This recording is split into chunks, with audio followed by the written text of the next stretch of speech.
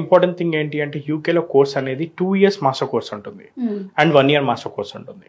So 1 year masters course విషయానికి వచ్చేసరికి ఎవరైతే 3 years 4 years ఎక్స్పీరియన్స్ ఉన్న వాళ్ళు ఉంటారో సో వాళ్ళకి సజెస్టబుల్.